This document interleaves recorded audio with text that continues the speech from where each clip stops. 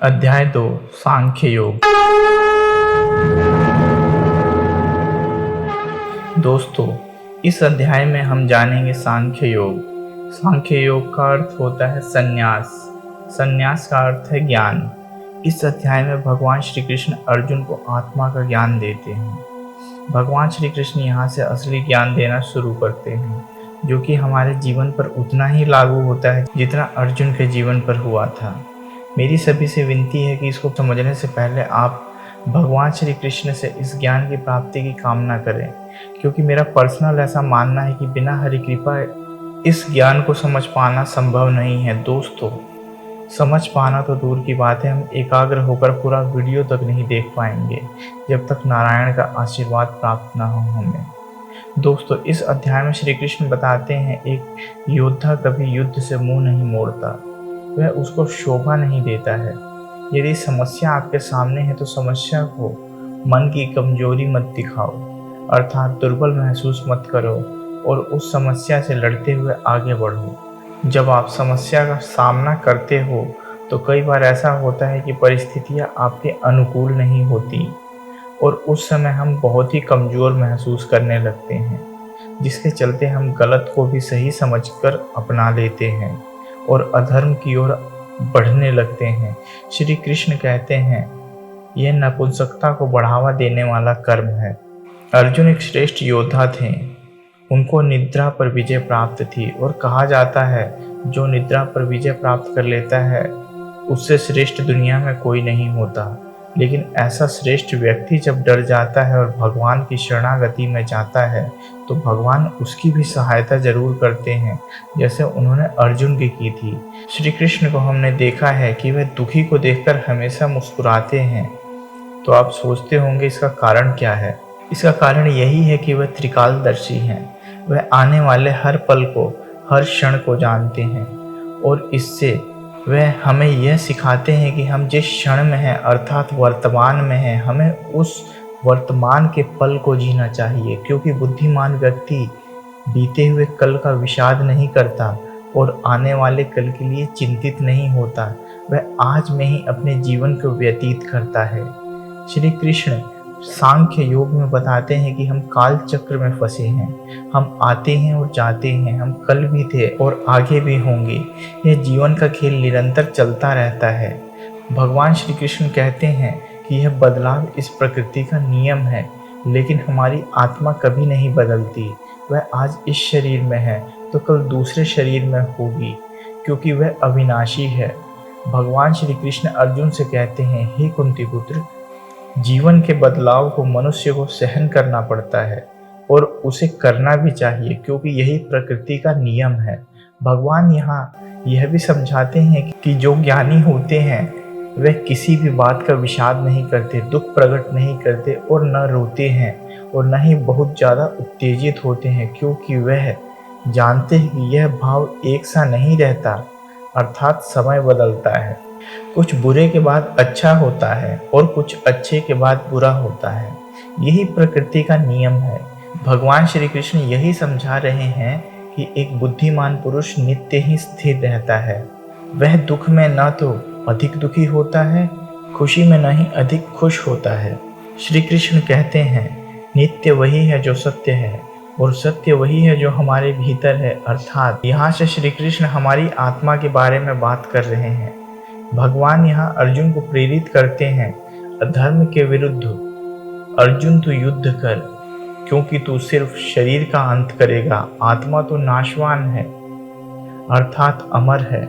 इसका अंत करना तो संभव ही नहीं है। जो सोचता है कि मैं आत्मा का नाश कर दूंगा, उससे बड़ा मूर्ख पुरुष कोई नहीं, क्योंकि आत्मा आज शरीर को छोड़ेगी तो अगले पल कर्मानुसार दूसरे शरीर को प्राप्त करेगी। भगवान श्री कृष्ण आत्मा का ज्ञान इसलिए दे रहे हैं क्योंकि वे कहना चाह रहे हैं, शोक करने का जीवन में कोई अर्थ नहीं है। अर्थात जीवन में हम कई बार ऐसी बातों का शोक करते हैं जो अस्थायी भौतिक सुख और दुख से मिलता है। जीवन का परम सत्य आत्मज्ञान ही है, तो इस जीवन में हमें आत्मज्ञान को समझने के लिए लगाना चाहिए। भगवान अर्जुन से कहते हैं, हे पार्थ, अगर तू युद्ध से भागेगा तो लोग तुझे अपमानित करेंगे और अगर युद्ध करेगा, चाहे जो भी उसका परिणाम हो, उससे तो सम्मान को प्राप्त होगा। इसका अर्थ ये हुआ दोस्तों कि हमें अपनी जिम्मेदारियों से भागना नहीं चाहिए, अपने परेशानी का डटकर सामना करना चाहिए। परेशानी से भागना जीवन को नर्क की ओर ले जाने वाला कर्म होता है। इसलिए हमें पूरी जी जान से अपनी समस्या से लड़ना चाहिए, क्योंकि चुनौतियों का सामना करने से हम अनुभव प्राप्त करते हैं। अर्थात अगर आप हार भी जाएं तो भी आपको अनुभव की प्राप्ति होगी। इसका अर्थ यह है कि हमें लाभ, हानि, दुख, सुख इन सबको एक बराबर समझकर युद्ध करना चाहिए, या यूं कहें कि हमें अपने कर्म को उसके बिना फल की चिंता के करना चाहिए। तो दोस्तों, अब हम चलते कुरुक्षेत्र की रणभूमि में और सुनते हैं अध्याय 2, सांख्य योग। हे अर्जुन, तुझे इस असमय में यह मोह किस हेतु से प्राप्त हुआ? क्योंकि न तो यह श्रेष्ठ पुरुषों के द्वारा आचरित है, न स्वर्ग को देने वाला है और न कीर्ति को करने वाला ही है। इसलिए हे अर्जुन, नपुंसकता को मत प्राप्त हो, तुझमें यह उचित नहीं जान पड़ती। हे परम तप, हृदय की तुच्छ दुर्बलता को त्याग कर युद्ध के लिए खड़ा हो जा।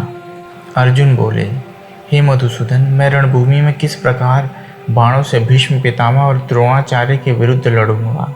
वे दोनों ही पूजनीय हैं। इसलिए इन महानुभाव गुरुजनों को न मारकर मैं इस लोक में भिक्षा का अन्न भी खाना कल्याणकारक समझता हूँ, क्योंकि गुरुजनों को मारकर भी इस लोक में रुधिर से सने हुए अर्थ और काम रूप भोगों को ही तो भोगूंगा।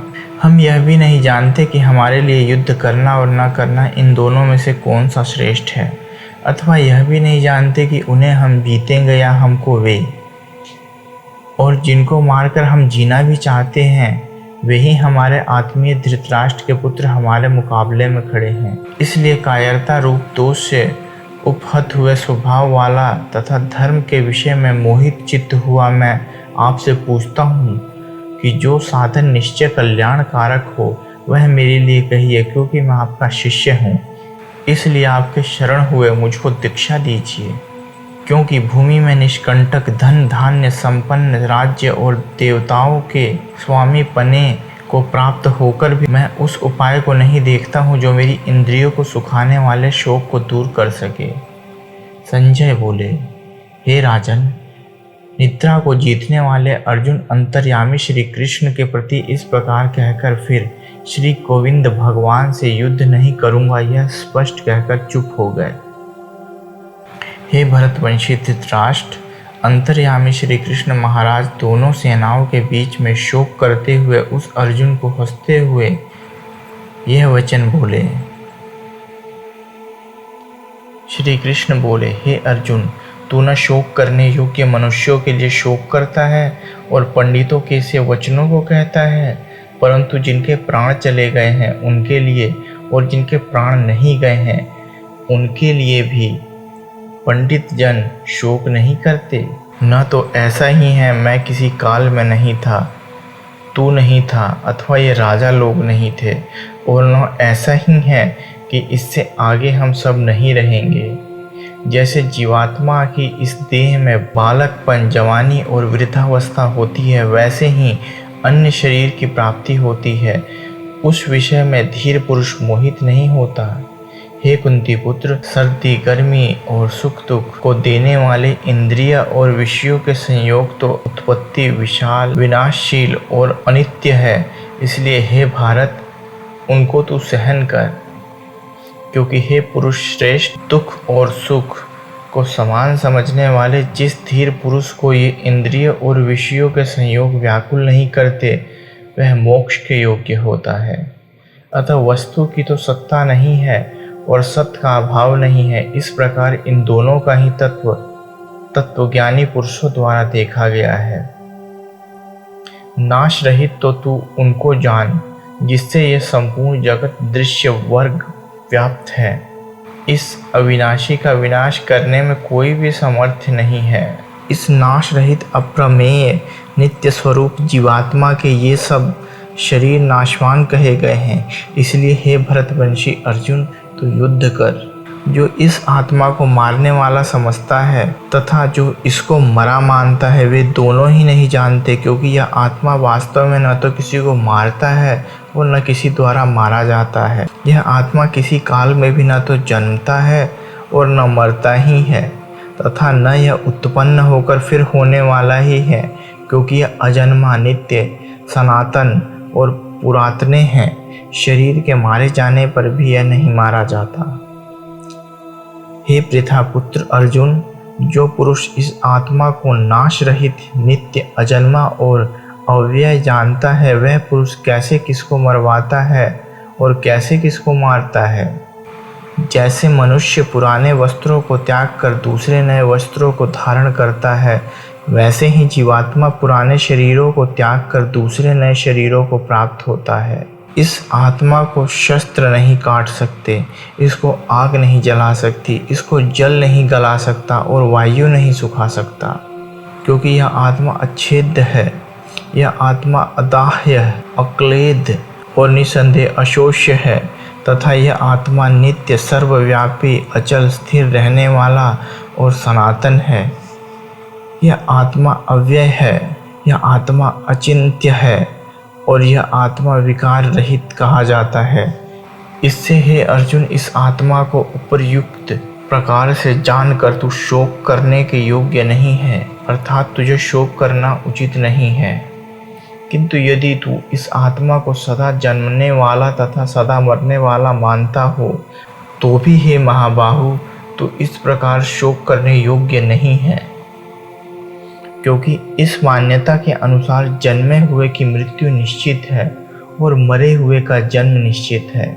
इससे भी इस बिना उपाय वाले विषय में तू शोक करने योग्य नहीं है।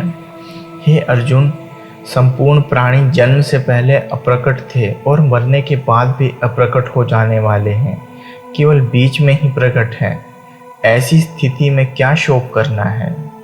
कोई एक महापुरुष ही इस आत्मा को आश्चर्य की भांति देखता है और वैसे ही दूसरा कोई महापुरुष ही इसे तत्व का आश्चर्य की भांति वर्णन करता है तथा दूसरा कोई अधिकारी पुरुष ही इसे आश्चर्य की भांति सुनता है और कोई तो सुनकर भी इसको नहीं जानता। हे अर्जुन, यह आत्मा सबके शरीर में सदा ही अवध्य है, जिसका वध नहीं किया जा सके। इस कारण संपूर्ण प्राणियों के लिए तू शोक करने योग्य नहीं है तथा अपने कर्म को देखकर भी तू भय करने योग्य नहीं है, अर्थात तुझे भय नहीं करना चाहिए, क्योंकि क्षत्रिय के लिए धर्मयुक्त युद्ध से बढ़कर दूसरा कोई कल्याणकारी कर्तव्य नहीं है। हे पार्थ, अपने आप प्राप्त हुए और खुले हुए स्वर्ग के द्वार इस प्रकार के युद्ध को भाग्यवान क्षत्रिय लोग ही पाते हैं। किंतु यदि तू इस धर्मयुक्त युद्ध को नहीं करेगा तो स्वधर्म और कीर्ति को खोकर पाप को प्राप्त होगा तथा सब लोग तेरी बहुत काल तक रहने वाली अपकीर्ति का भी कथन करेंगे और माननीय पुरुष के लिए अपकीर्ति मरण से भी बढ़कर है। और जिनकी दृष्टि में तू पहले बहुत सम्मानित होकर अब लघुता को प्राप्त होगा, वे महारथी लोग तुझे भय के कारण युद्ध से हटा हुआ मानेंगे। तेरे वैरी लोग तेरे सामर्थ्य की निंदा करते हुए तुझे बहुत से न कहने योग्य वचन भी कहेंगे। उससे अधिक दुख और क्या होगा। या तो तू युद्ध में मारा जाकर स्वर्ग को प्राप्त होगा अथवा संग्राम को जीतकर पृथ्वी का राज्य भोगेगा। इस कारण हे अर्जुन, तू युद्ध के लिए निश्चय करके खड़ा हो जा। जय पराजय, लाभ हानि और सुख दुख को समान समझकर इसके बाद युद्ध के लिए तैयार हो जा। इस प्रकार युद्ध करने से तू पाप को प्राप्त नहीं होगा। यहाँ मैंने सांख्य द्वारा इस ज्ञान का वर्णन किया है। अब निष्काम भाव से कर्म करना बता रहा हूँ, उसे सुनो। हे पृथापुत्र, यदि तुम ऐसे ज्ञान से कर्म करोगे तो तुम कर्मों के बंधन से अपने को मुक्त कर सकते हो। इस कर्म योग के आरंभ का अर्थात बीज का नाश नहीं है और उल्टा फल रूप दोष भी नहीं है, बल्कि इस कर्म योग रूप धर्म का थोड़ा सा भी साधन जन्म मृत्यु रूप महान भय से रक्षा कर लेता है। हे अर्जुन, इस कर्म योग में निश्चयात्मिकता बुद्धि एक ही होती है, किंतु अस्थिर विचार वाले विवेकहीन सकाम मनुष्यों की बुद्धियां निश्चय ही बहुत भेदों वाली और अनंत होती है। हे अर्जुन, जो भोगों में तन्मय हो रहे हैं, जो कर्म फल के प्रशंसक वेद वाक्यों में भी प्रीति रखते हैं, जिनकी बुद्धि में स्वर्ग ही परम प्राप्य वस्तु है और जो स्वर्ग से बढ़कर दूसरी कोई वस्तु ही नहीं है, ऐसा कहने वाले हैं वे अविवेकी जन इस प्रकार की जिस पुष्पित अर्थात दिखाऊ शोभा युक्त वाणी से कहा करते हैं, जो कि जन्म रूप कर्म फल देने वाली एवं भोग तथा ऐश्वर्य की प्राप्ति के लिए नाना प्रकार की बहुत सी क्रियाओं का वर्णन करने वाली है, उस वाणी द्वारा जिनका चित्त हर लिया गया है, जो भोग और ऐश्वर्य में अत्यंत आसक्त है, उन पुरुषों की परमात्मा में निश्चयात्मिकता बुद्धि नहीं होती। हे अर्जुन, वेद उपयुक्त प्रकार से तीनों गुणों के कार्य का रूप समस्त भोगों एवं उनके साधनों का प्रतिपादन करने वाले हैं। इसलिए तू उन भोगों एवं उनके साधनों में आसक्तिहीन हर्ष शोकादि द्वंद्वों से रहित नित्य वस्तु परमात्मा में स्थिर योग क्षेम को न चाहने वाला और स्वाधीन अंतःकरण वाला हो। सब ओर से परिपूर्ण जलाशय के प्राप्त हो जाने पर छोटे जलाशय में मनुष्य का जितना प्रयोजन रहता है, ब्रह्म को तत्व से जानने वाले ब्राह्मण का समस्त वेदों में उतना ही प्रयोजन रह जाता है। तेरा कर्म करने में ही अधिकार है, उसके फलों में कभी नहीं। इसलिए तू कर्मों के फल हेतु मत ही हो तथा तेरी कर्म न करने में भी आसक्ति न हो। हे धनंजय, तू आसक्ति को त्याग कर सिद्धि और असिद्धि में समानता बुद्धि वाला होकर योग में स्थित हुआ कर्तव्य कर्मों को कर। समत्व, जो कुछ भी कर्म किया जाए उसके पूर्ण होने और न होने में तथा उसके फल में संभाव रहने का नाम समत्व है। यही योग कहलाता है।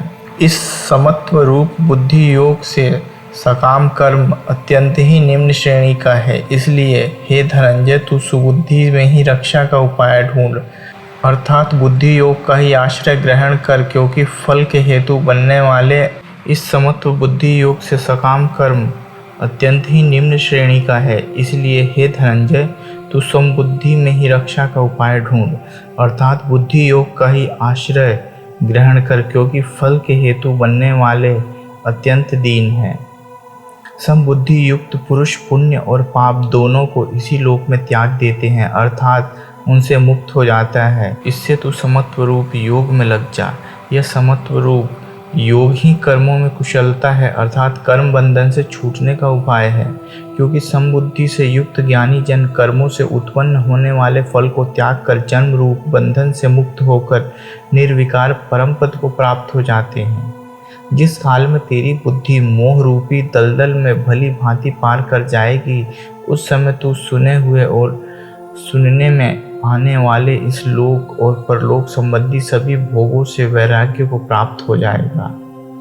भांति भांति के वचनों को सुनने से विचलित हुई तेरी बुद्धि जब परमात्मा में अचल और स्थिर ठहर जाएगी, तब तू योग को प्राप्त हो जाएगा, अर्थात परमात्मा से नित्य संयोग हो जाएगा।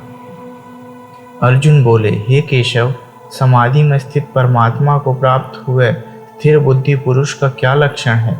वह स्थिर बुद्धि पुरुष कैसे बोलता है, कैसे बैठता है और कैसे चलता है? श्री कृष्ण बोले, हे अर्जुन, जिस काल में यह पुरुष मन में स्थित संपूर्ण कामनाओं को भली भांति त्याग देता है और आत्मा से आत्मा में ही संतुष्ट रहता है, उस काल में वह स्थित प्रज्ञ कहा जाता है। दुखों की प्राप्ति होने पर जिसके मन में उद्वेग नहीं होता, सुखों की प्राप्ति में सर्वथा निःस्पृह है तथा जिसके राग भय और क्रोध नष्ट हो गए हैं, ऐसा मुनि स्थिर बुद्धि कहा जाता है। जो पुरुष सर्वत्र स्नेह रहित हुआ, उस शुभ या अशुभ वस्तु को प्राप्त होकर न प्रसन्न होता है और न द्वेष करता है, उसकी बुद्धि स्थिर है। जिस प्रकार कछुआ अपने अंगों को संकुचित करके खोल के भीतर कर लेता है, उसी तरह से मनुष्य अपनी इंद्रियों को इंद्रिय विषयों से खींच लेता है। वह संपूर्ण चेतना में दृढ़ता पूर्वक स्थिर रहता है। इंद्रियों द्वारा विषयों को ग्रहण न करने वाले पुरुष के भी केवल विषय तो निवृत्त हो जाते हैं, परंतु उनमें रहने वाली आसक्ति निवृत्त नहीं होती। इस स्थिति प्रज्ञ पुरुष की तो आसक्ति भी परमात्मा का साक्षात्कार करके निवृत्त हो जाती है। हे अर्जुन, इंद्रियां इतनी प्रबल तथा वेगवान है कि वे उस विवेकी पुरुष के मन को भी बलपूर्वक हर लेती हैं, जो उन्हें वश में करने का प्रयत्न करता है। जो इंद्रियों को पूर्णतः वश में रखते हुए इंद्रिय संयमन करता है और अपनी चेतना को उसमें स्थिर कर देता है, वह मनुष्य स्थिर बुद्धि कहलाता है। इंद्रियां विषयों का चिंतन करते हुए मनुष्य की उनमें आसक्ति उत्पन्न हो जाती है और ऐसी आसक्ति से काम उत्पन्न होता है। फिर काम से क्रोध प्रकट होता है, क्रोध से पूर्ण मोह उत्पन्न होता है और मोह से स्मरण शक्ति का विभ्रम हो जाता है। जब स्मरण शक्ति भ्रमित हो जाती है तो बुद्धि नष्ट हो जाती है और बुद्धि नष्ट होने पर मनुष्य भवकूप में पुनः गिर जाता है। किंतु समस्त राग तथा द्वेष से मुक्त एवं अपनी इंद्रियों को संयम द्वारा वश में करने में समर्थ व्यक्ति भगवान की पूर्ण कृपा प्राप्त कर सकता है। इस प्रकार कृष्ण भावनामृत में तुष्ट व्यक्ति के लिए संसार के तीनों ताप नष्ट हो जाते हैं और ऐसी तुष्ट चेतना होने पर उसकी बुद्धि शीघ्र ही स्थिर हो जाती है। जो कृष्ण भावनामृत में परमेश्वर से संबंधित नहीं है, उसकी न तो बुद्धि दिव्य होती है और न ही मन स्थिर होता है, जिसके बिना शांति की कोई संभावना नहीं है।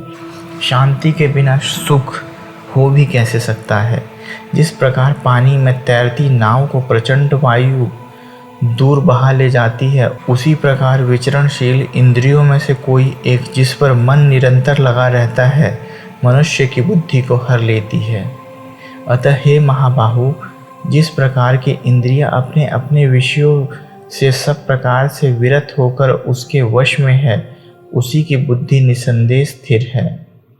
जो सब जीवों के लिए रात्रि है वह आत्मसंयमी के जागने का समय है, और जो समस्त जीवों के जागने का समय है वह आत्मनिरीक्षक मुनि के लिए रात्रि है।